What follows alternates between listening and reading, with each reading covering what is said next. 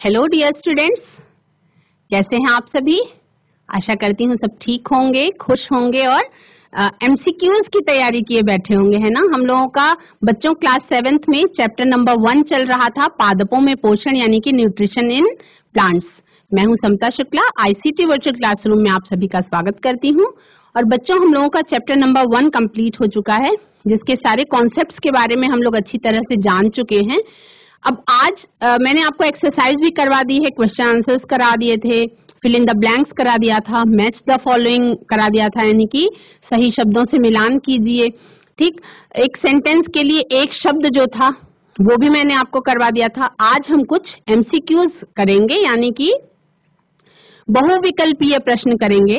और ये प्रश्न कुछ इस तरह के हैं कि इन प्रश्नों को जब आप करेंगे ना, तो आपको ये लगेगा कि अगर आप मान लीजिए किसी ओलंपियाड के कंपटीशन में जाते हैं, जो साइंस ओलंपियाड होता है या कोई राष्ट्रीय स्तर का कोई कंपटीशन होता है, तो उसमें जिस तरह से क्वेश्चंस लिख के आते हैं, थोड़ा सा ट्रिकी, उस तरीके के क्वेश्चंस लेके आई हूं मैं। तो इन क्वेश्चंस को जब आप करेंगे तो आप अपने आप को ये चेक कर पाएंगे कि क्या आपका ये चैप्टर 100% समझ में आ गया है, आपको कंप्लीट हो गया है या नहीं। तो चलिए स्मार्ट बोर्ड की तरफ चलते हैं। क्वेश्चन करवाऊंगी, उस पर आपको टिक लगाना है सही पे, और गलत पे आपको रॉन्ग का निशान लगा देना है। और उसके बाद क्वेश्चन का आंसर ये सही और गलत क्यों है उसका मैं आपको एक्सप्लेन कर दूंगी बाद में, ठीक है। तो चलिए स्मार्ट बोर्ड की तरफ चलते हैं। बच्चों, आप लोगों को चल रहा है क्या क्लास 7th। तो ये आपके लिए क्लास 7th है। आपको क्या करा रही हूं मैं, एमसीक्यूज यानी मल्टीपल चॉइस क्वेश्चंस करा रही हूँ, ठीक है। हम लोग इसका पूरा चैप्टर बहुत अच्छी तरह से समझ चुके हैं। अब उस चैप्टर में कुछ जो बहुविकल्पीय प्रश्न बन सकते थे वो मैंने बनाया है, और उसको आप कोशिश करेंगे हल करने की। तो देखते हैं कौन सा बच्चा कितना कर पाता है, ठीक है। क्वेश्चन नंबर 1 इज कि निम्नलिखित कथनों में से कौन सा या से सत्य है या हैं, ठीक। प्रश्न नंबर 1, जो जीव अपना भोजन स्वयं संश्लेषित करते हैं स्वपोषी या ऑटोट्रॉफ कहलाते हैं। वाक्य नंबर 2, जो जीव अन्य पादपों द्वारा संश्लेषित भोजन ग्रहण करते हैं विषमपोषी या हेटेरोट्रॉफ कहलाते हैं, ठीक। ये तो आपका हो गया वाक्य।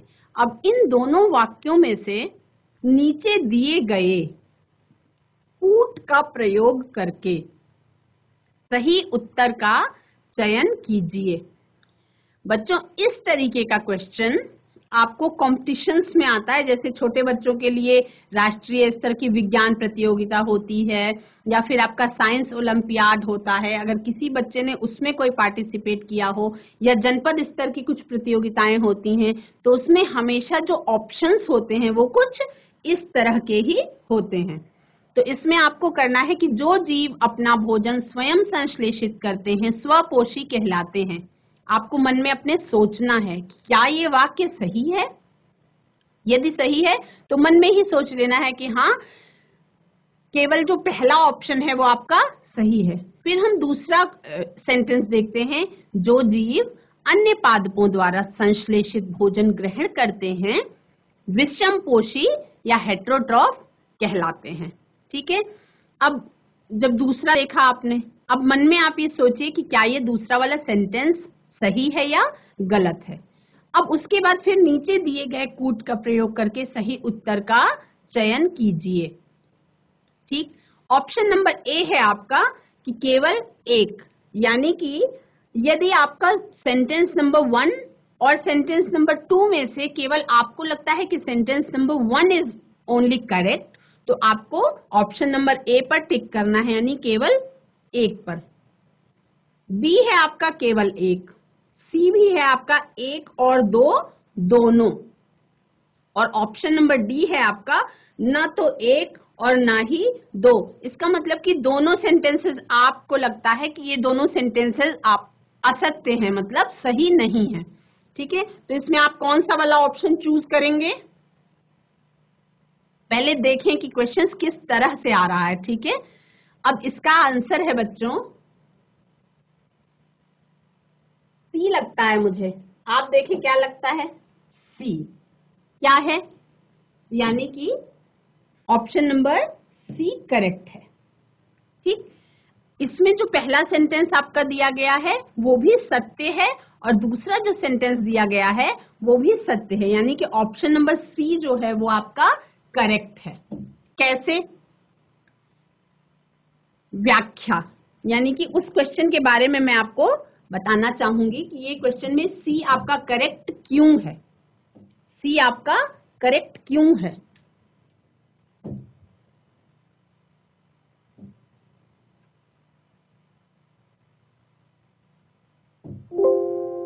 पेन क्यों नहीं चल रही है? उपयुक्त दोनों कथन सही हैं। क्यों सही हैं? क्योंकि देखिए पहला आपका सेंटेंस था कि सभी सजीवों को भोजन की आवश्यकता होती है। ऐसा आप सभी बच्चे जानते हैं कि जितने भी सजीव होते हैं उन्हें किसकी आवश्यकता होती है? भोजन की। और पादप अपना भोजन स्वयं बनाते हैं, इसलिए इन्हें क्या कहा जाता है? स्वपोषी कहा जाता है। पादप अपना भोजन स्वयं बनाते हैं, इसलिए इन्हें स्वपोषी कहा जाता है। और उसके बाद ये पहला आपका सेंटेंस जो था वो करेक्ट हो गया। ठीक, दूसरा क्या आ गया कि जंतु एवं अधिकतर अन्य जीव पादपों द्वारा संश्लेषित भोजन ग्रहण करते हैं, इसलिए इन्हें क्या कहा जाता है? विषमपोषी भी कहा जाता है। तो यानी आपका ऑप्शन नंबर सी जो था, जो हम लोगों ने निशान लगाया था, वो एकदम करेक्ट है। ठीक, इसके बाद ये समझ में आ गया अच्छी तरह से। अब हम चलेंगे आपका नेक्स्ट क्वेश्चन पे। ठीक, तो इस तरीके के एमसीक्यूज आते हैं। एक बार बच्चों फिर से देखेंगे, हमने आंसर देख लिया, फिर से देखेंगे कि पहला जो सेंटेंस था उसको पढ़ा और जो दूसरा सेंटेंस था उसको पढ़ा। तो वहां पे इन दोनों को पढ़ने के बाद हमें ये समझ में आया कि पहला और दूसरा दोनों सेंटेंस जो है वो एकदम सही है। तो इसलिए ऑप्शन नंबर सी 1 और 2 दोनों ये करेक्ट है। ठीक, हम नेक्स्ट क्वेश्चन देखेंगे कि निम्नलिखित में से किसे या किन्हें, मतलब एक भी हो सकता है और एक से ज्यादा भी हो सकता है, उसको पादप की खाद्य फैक्ट्रियां कहा जाता है। क्या कहा जाता है? पादप की खाद्य फैक्ट्रियां कहा जाता है। क्वेश्चंस इस तरीके से आते हैं बच्चों कि आपको उसमें ये सोचना है कि जब प्रकाश संश्लेषण की प्रक्रिया हो रही थी तो खाना किस पार्ट में, मतलब पौधे के किस पार्ट में खाने का निर्माण यानी भोजन का निर्माण हो रहा था। यानी प्रकाश संश्लेषण में भोजन निर्माण की जो पौधों में प्रक्रिया है उस किस पार्ट में हो रही थी, यानी वो पार्ट जो है वो आपका पौधे के लिए भोजन की फैक्ट्री बोल सकते हैं उसको, है ना। ये आपने सोच लिया। अब आपको ऑप्शंस मिलते हैं। ऑप्शन नंबर 1 है आपका पत्ता, ऑप्शन नंबर 2 है आपका तना, ऑप्शन नंबर 3 है आपका जड़ और ऑप्शन नंबर 4 है आपका शाखा।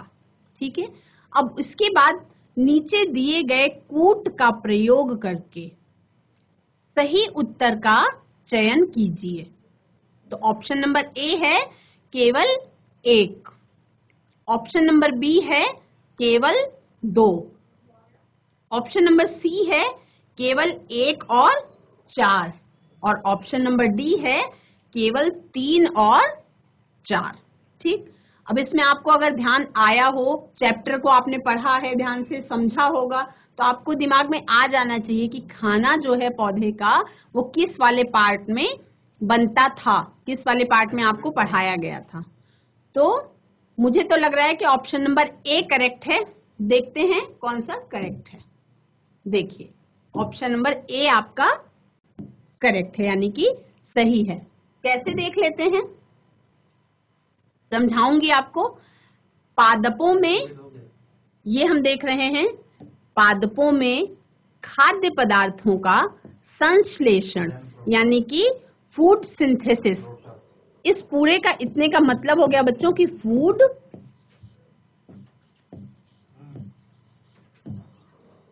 सिंथेसिस,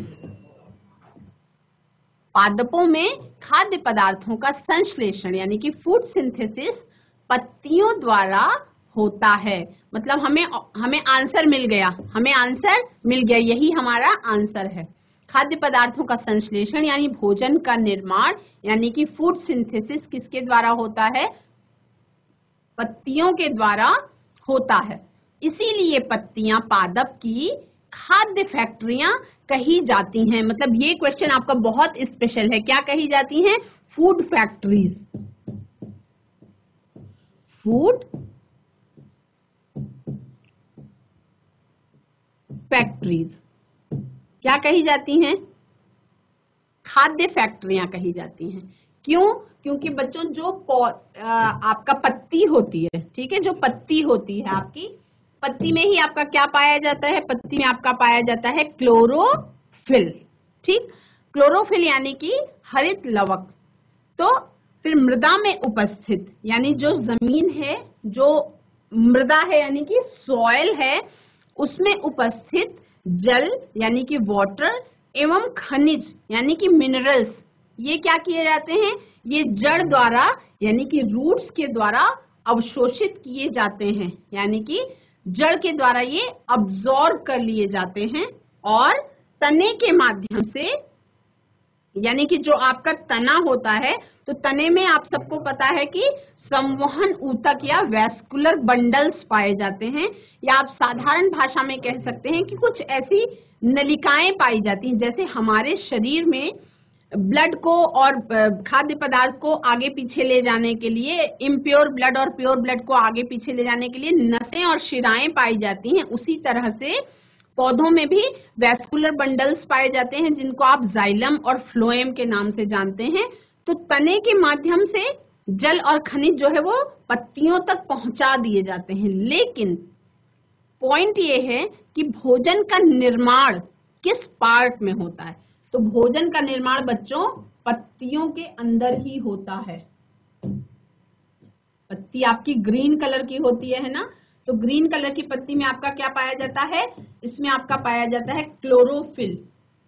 ठीक, ये जो क्लोरोफिल होता है यही इस पत्ती के हरे होने का कारण है। सारी पत्तियां हरे रंग की क्यों होती हैं?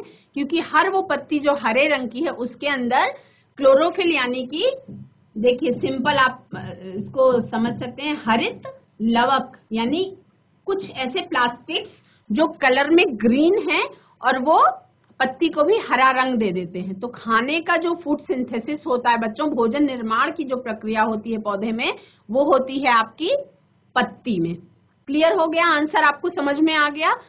अब जब ये आंसर आपको समझ में आ गया है, तब आप इस क्वेश्चन को देखिए कि निम्नलिखित में से किन्हें पादप की खाद्य फैक्ट्रियां कहा जाता है। तो आपको जब आंसर पता है ना, तब पहले से आपका खट से दिमाग में ये चीज आ जाएगी, यानी कि क्विक आपके दिमाग में ये चीज आएगी कि केवल एक आपका ऑप्शन जो है वो सही है, यानी कि पत्ता आपका सही ऑप्शन है। ठीक, आते हैं क्वेश्चन नंबर 3 पे। क्वेश्चन नंबर 3 है बच्चों हम लोगों का कि निम्नलिखित में से कौन से पदार्थ प्रकाश संश्लेषण के लिए आवश्यक हैं? ठीक, प्रकाश संश्लेषण की प्रक्रिया के बारे में चैप्टर में आप सभी ने पढ़ा है। तो उसमें देखिए ऑप्शन नंबर 1 है आपका क्लोरोफिल यानी कि हरित लवक। क्या है? क्लोरोफिल यानी कि हरित लवक। ठीक, दूसरा आपका आ जाता है सूर्य का प्रकाश यानी कि सन लाइट। तीसरा आपका आ जाता है कार्बन डाइऑक्साइड यानी कि CO2, एक प्रकार की जो गैस होती है। और चौथा आपका आ जाता है जल यानी कि वाटर का कंटेंट। ठीक, अब आपको ये देखना है कि जब आप क्वेश्चन को देखते हैं तो आपको तुरंत ऑप्शंस देखे बिना आपको ये दिमाग में तुरंत आना चाहिए बच्चों की जो प्रकाश संश्लेषण के समय पे हमने जो अभिक्रिया सीखी थी या हमने जो प्रकाश संश्लेषण की प्रक्रिया के बारे में जाना था, तो उसमें दिमाग में आपको ये सोचना है कि कौन कौन से पदार्थों का यूज हुआ था जिसमें प्रकाश संश्लेषण की प्रक्रिया के बाद आपका पौधे में भोजन निर्माण की प्रक्रिया हो गई थी। जब आप ध्यान से सोचेंगे तो आपको ऑप्शन इसका समझ में आ जाएगा कि कौन सा ऑप्शन सही है। अब नीचे दिए गए कूट का प्रयोग करके, कूट का मतलब क्या होता है बच्चों की, एक कोड वर्ड, कोड का प्रयोग करके, कूट का मतलब आपका हो गया कोड, ठीक। कूट का प्रयोग करके सही उत्तर का चयन कीजिए, ठीक। इसको आप कोड कह सकते हैं, कूट को। तो कूट का प्रयोग करके सही उत्तर का चयन कीजिए। अब सभी बच्चे सोचें कि क्या ऑप्शन नंबर केवल 1 और 2 सही है, यानी क्या प्रकाश संश्लेषण में केवल क्लोरोफिल और सूर्य के प्रकाश की जरूरत होती है, या ऑप्शन नंबर बी केवल 1, 2 और 3, यानी क्या प्रकाश संश्लेषण में क्लोरोफिल, सूर्य का प्रकाश और कार्बन डाइऑक्साइड की जरूरत होती है, यानी इन्हीं तीनों पदार्थों से आपका प्रकाश संश्लेषण की प्रक्रिया पूरी हो सकती है, या फिर ऑप्शन नंबर सी है आपका केवल 3 और 4। इसका मतलब क्या प्रकाश संश्लेषण की प्रक्रिया केवल कार्बन डाइऑक्साइड की मौजूदगी में और जल की सहायता से हो सकती है, और ऑप्शन नंबर डी है आपका 1, 2, 3 और 4। यानी अब आपको सोचना है कि क्या प्रकाश संश्लेषण की प्रक्रिया में क्लोरोफिल, सनलाइट, कार्बन डाइऑक्साइड और वाटर, इन चारों की जरूरत पड़ती है। तो देखते हैं कि कौन सा आंसर सही है। देखिए बच्चों, ऑप्शन नंबर आपका डी है करेक्ट, ठीक। समझते हैं कैसे। देखिए, पत्तियों में जो हरा वर्णक होता है ना, मैंने आपको इसलिए ब्रीफ में एग्जाम चैप्टर में आपको अच्छी तरह से समझा दिया गया था, उसके बाद से ब्रीफ में मैं फिर से एक एक क्वेश्चन करवा रही हूँ जिसका डिस्क्रिप्शन इसको आपको एक्सप्लेन कर रही हूँ, ताकि वो क्वेश्चन आपको हमेशा के लिए लर्न हो जाए और बाद में कभी आप इन टाइप के क्वेश्चंस में कंफ्यूज ना हो। पत्तियों में हरा वर्णक होता है, यानी ग्रीन कलर का बच्चों प्लास्टिड्स होते हैं जिन्हें हम ग्रीन कलर का पिगमेंट होता है, ठीक है। जैसे आप पानी में अगर हरे रंग को डाल देंगे तो पूरा पानी हरा हो जाएगा, तो वो जो हरा रंग है वो आपका वर्णक है इसमें पत्तियों में। तो पत्तियों में क्या होता है, हरा वर्णक होता है, जिसे हम क्या कहते हैं, क्लोरोफिल। पत्तियों में जो हरा वर्णक होता है इसे हम कहते हैं क्लोरोफिल, यानी कि हरित लवक, ठीक। क्लोरोफिल सूर्य के प्रकाश की ऊर्जा का संग्रहण करने में पत्ती की सहायता करता है, यानी कि जो हरित लवक होता है अगर ये मौजूद ना हो पत्ती में, तो वो जो सनलाइट की एनर्जी है, मतलब सोलर एनर्जी जो है, उसको ये स्टोर पत्ती आपकी नहीं कर पाएगी। तो क्लोरोफिल क्या करता है, सोलर एनर्जी को पत्ती के अंदर स्टोर करने का काम करता है। मतलब एनर्जी है, लेकिन क्या आप उसको यूज कर पा रहे हैं। बिल्कुल ऐसे ही जैसे शरीर में सूर्य के प्रकाश में विटामिन डी निर्माण करने की क्षमता होती है,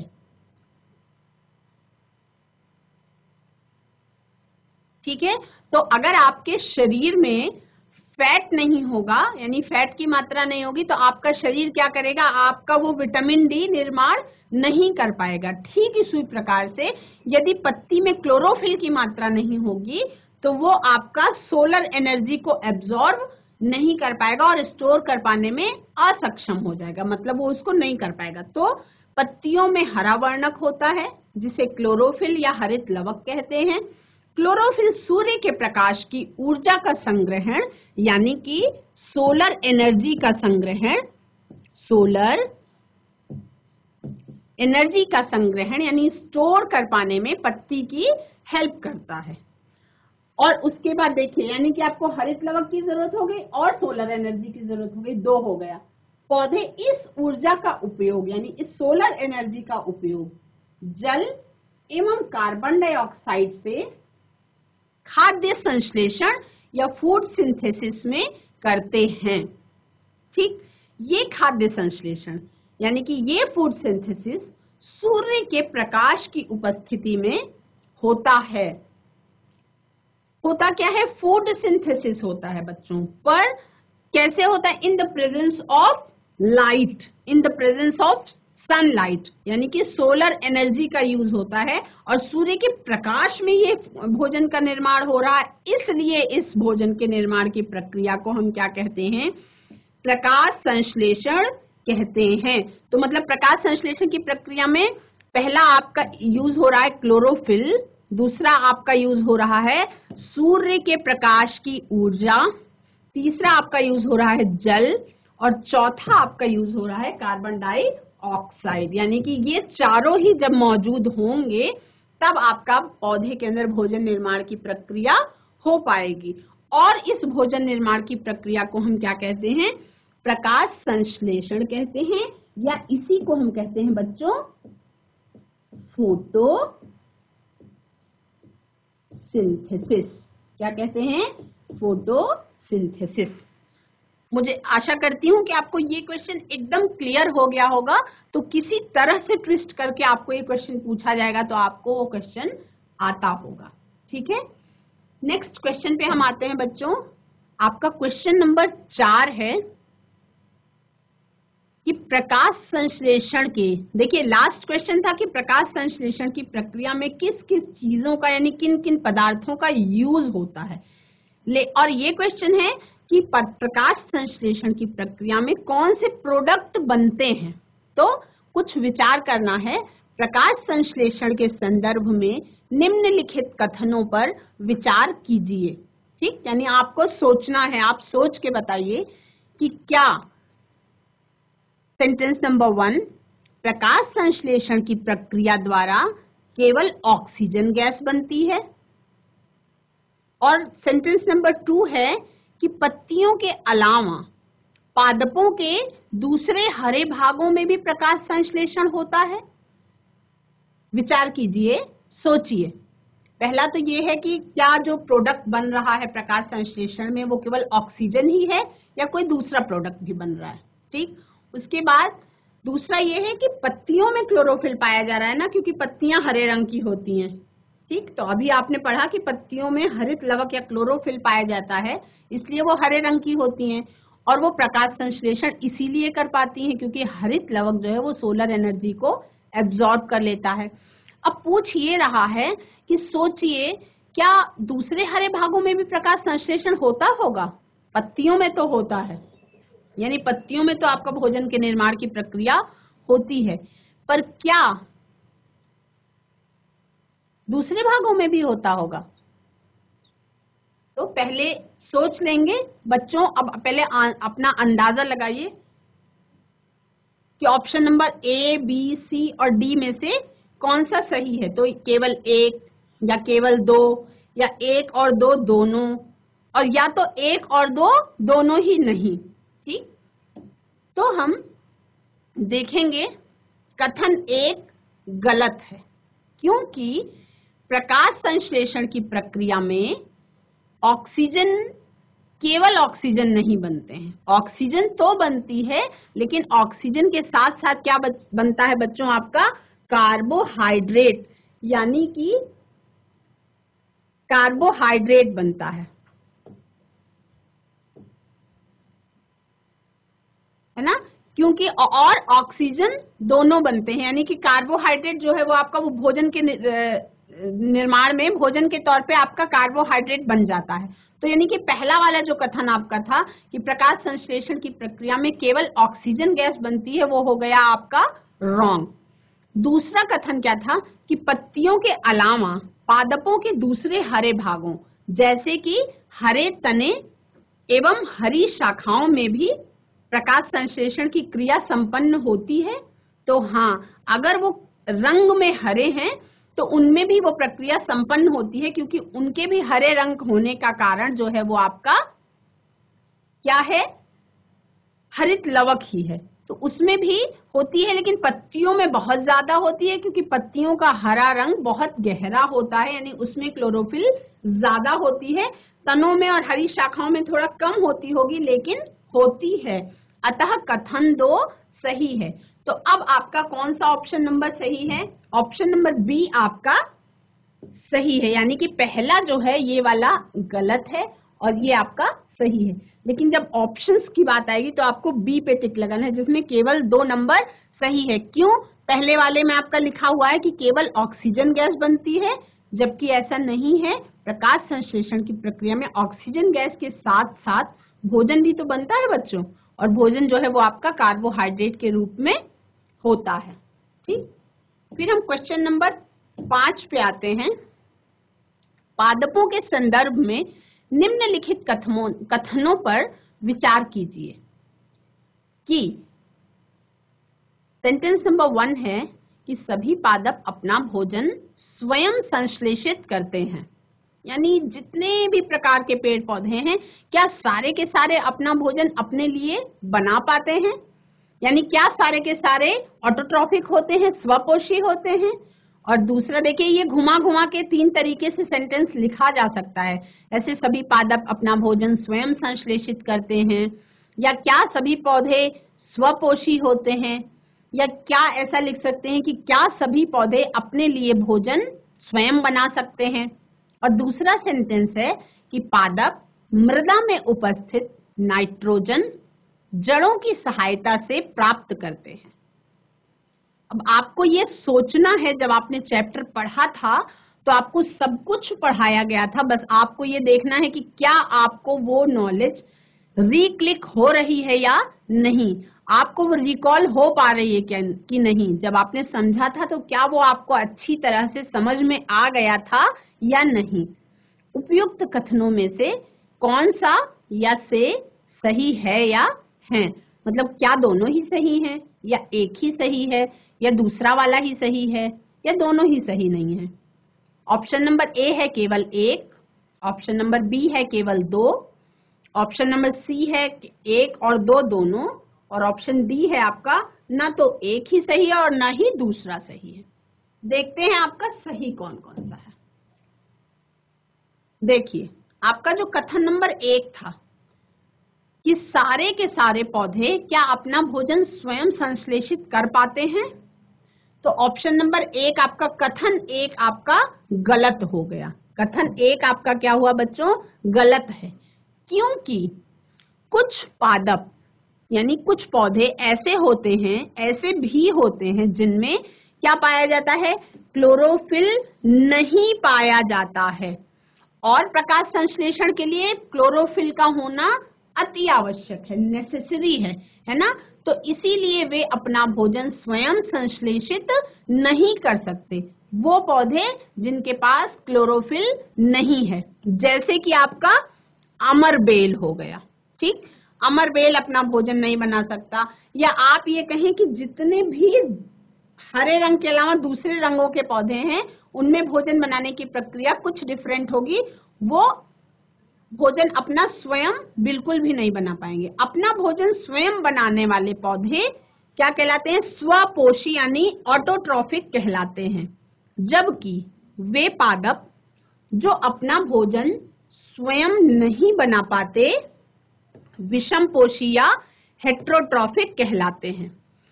अब हेट्रोट्रॉफिक पादप भोजन के लिए जिन पौधों पर निर्भर होते हैं वे पौधे क्या कहलाते हैं बच्चों? परपोषी या होस्ट कहलाते हैं।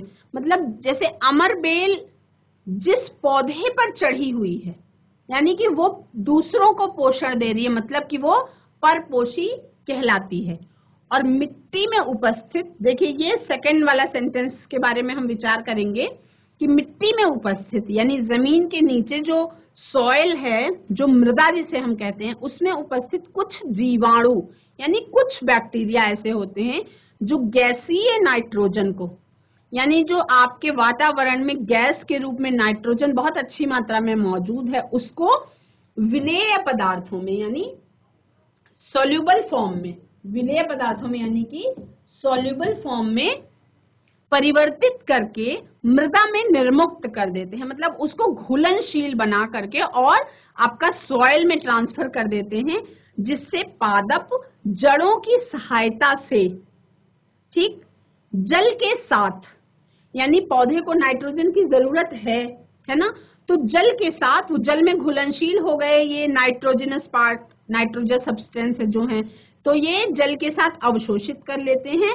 इसका मतलब आपका कथन नंबर 2 जो है वो सही है। आशा करती हूँ ये क्वेश्चन आपको समझ में आया होगा। अब इसका ऑप्शन नंबर 2 यानी कि ये आपका है गलत और ये है आपका सही। तो जब आप आंसर में टिक करने की बारी आएगी तो आपका option number B is correct, यानी कि केवल दूसरा सेंटेंस आपका सही है। उसके बाद हम आते हैं क्वेश्चन नंबर 6 पे। ये बहुत सिंपल सा क्वेश्चन है, अगर आपने पढ़ा होगा तो तुरंत आपको समझ आ जाएगा। निम्नलिखित में से कौन सा पादप कीटों को पकड़कर अपना आहार प्राप्त करता है? ऑप्शन नंबर ए अमरबेल, ऑप्शन नंबर बी गुड़हल, ऑप्शन नंबर सी घटपर्णी यानी कि पिचर प्लांट, और ऑप्शन नंबर डी यानी कि गुलाब। बच्चे सारा ऑप्शन अपना करेक्ट लगा लें, फिर मैं आपको ये आंसर समझा दूंगी।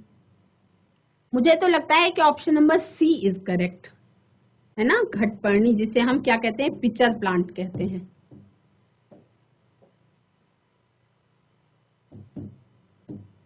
देखते हैं क्या सही है। हाँ, कुछ पादप यानी कुछ पौधे ऐसे होते हैं जो कीटों का यानी इंसेक्ट्स का भक्षण करते हैं। क्या करते हैं?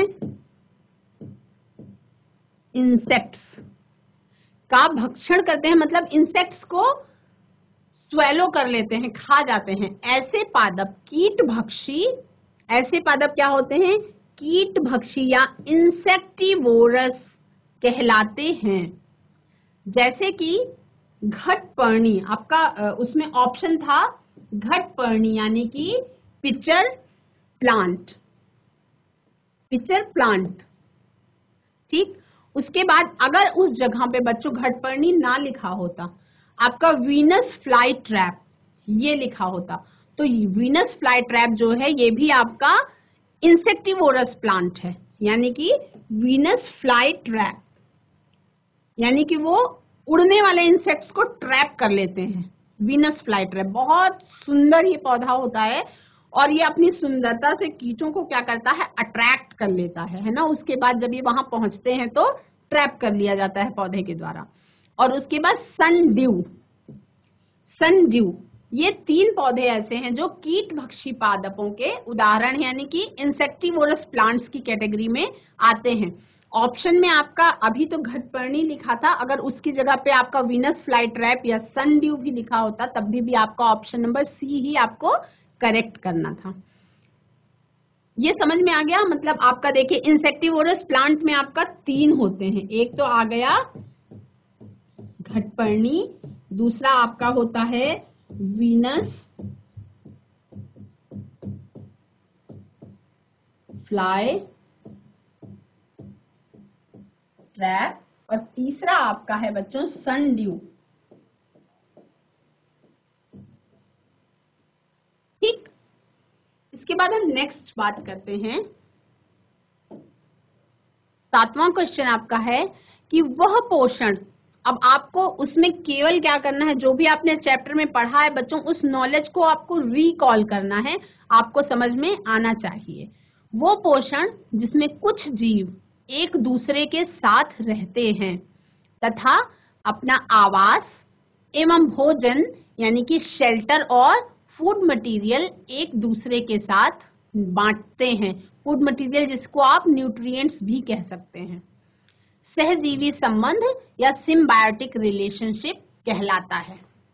आपको रिकॉल करना होगा कि क्या ये सेंटेंस सही है या नहीं।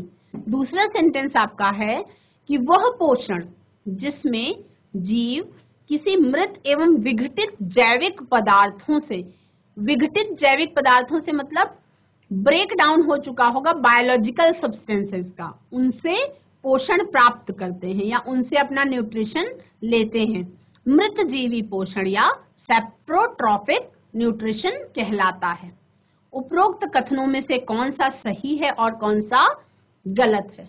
तो आपको देखना है, ऑप्शन नंबर ए है केवल 1, ऑप्शन नंबर बी है केवल 2, ऑप्शन नंबर सी है 1 और 2 दोनों, और ऑप्शन नंबर डी है आपका न तो 1 और ना ही 2।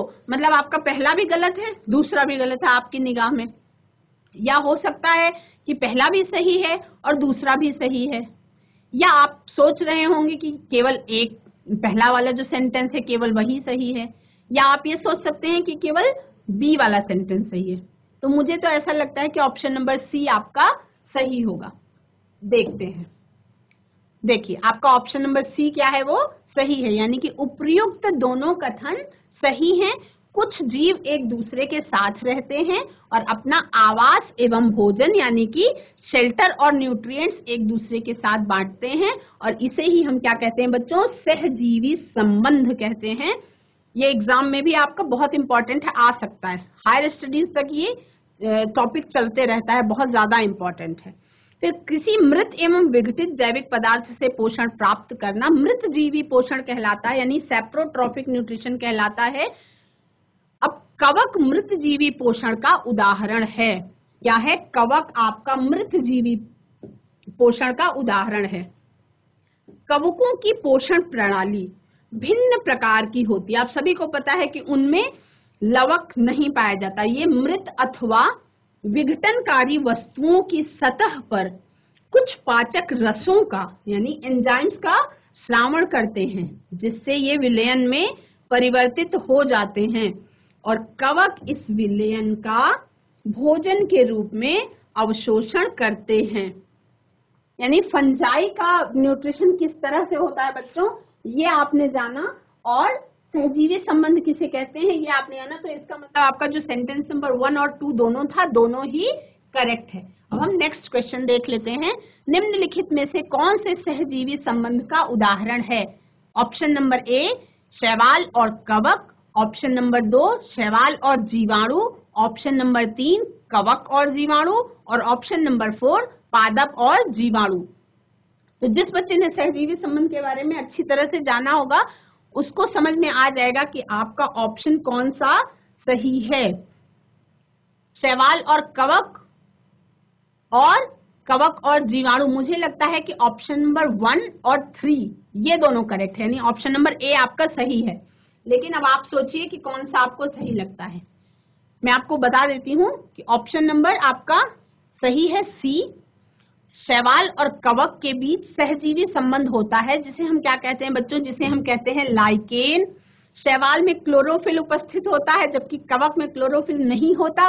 कवक शैवाल को रहने का स्थान, जल एवं पोषक तत्व उपलब्ध कराता है और बदले में शैवाल प्रकाश संश्लेषण द्वारा संश्लेषित खाद्य कवक को देता है। उसके अलावा एक राइजोबियम वाला जो जीवाणु है वो पौधे के साथ आपका आवास और खाद्य का इंटरचेंज करते हैं। तो ऑप्शन नंबर सी आपका हो गया करेक्ट। बच्चों आज हम लोगों ने चैप्टर नंबर 1 के बहुत सारे एमसीक्यूज किए। आशा करती हूँ आपको बहुत मजा आया होगा ये ऑब्जेक्टिव टाइप क्वेश्चंस या बहुविकल्पीय प्रश्न करके। और इन प्रश्नों के माध्यम से आपको चैप्टर भी एक बार से दोबारा से रिकॉल हो गया होगा, रिवाइज हो गया होगा और आपको अच्छी तरह से समझ में भी आ गया होगा। आज की क्लास में इतना ही। अब हम लोगों का चैप्टर नंबर 1 कंप्लीट हो चुका है बच्चों। That's all for today. Have a nice day, take care and goodbye. आपका दिन शुभ हो बच्चों और आप सभी स्वस्थ रहें।